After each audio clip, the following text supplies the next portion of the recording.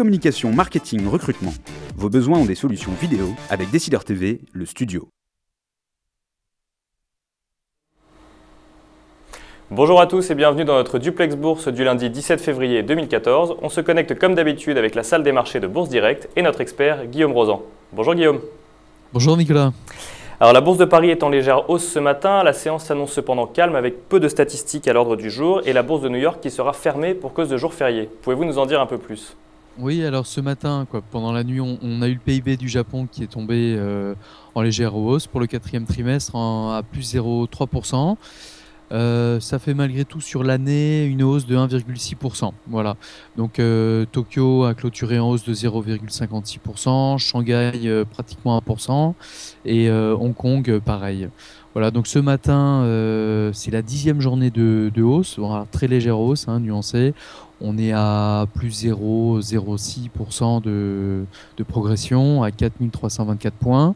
Donc c'est 10e journée de hausse, ça fait 2 semaines consécutives. Voilà, donc on va voir si ça continue. Ça va être très calme aujourd'hui. Alors dans ce contexte, quels sont les supports et résistances à surveiller aujourd'hui ? Alors, on a surtout le point pivot à 4304 points qu'il faudrait réussir à préserver aujourd'hui. Si vraiment on maintient ce cap, on peut dire que la tendance reste haussière avec une possibilité d'extension à 4351 points.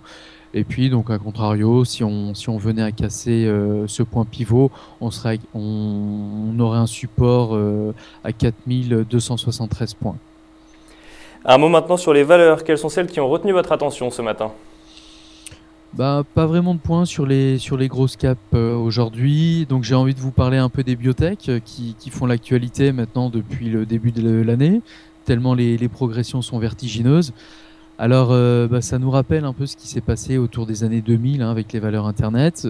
C'est le potentiel qui est vendu, donc faites attention. Si on regarde ce matin, dans le palmarès des hausses du SRD, on a sur les 10 premières variations à la hausse, on en a 4 qui sont dans le palmarès.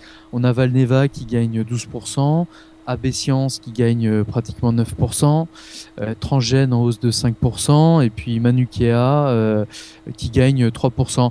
Donc elles sont toutes autour de la médecine, soit dans l'imagerie médicale, soit dans la création, la commercialisation de molécules qui traitent le cancer. Voilà, donc c'est très intéressant, mais c'est beaucoup de potentiel qui est vendu. Donc voilà, surtout bien diversifié si vous achetez ça. Et donc pas de point sur Wall Street aujourd'hui, car comme on le disait tout à l'heure, celle-ci est fermée pour le President's Day. Merci beaucoup Guillaume pour toutes ces précisions. On se retrouve demain pour un nouveau duplex. En attendant, très bonne séance à tous et à demain.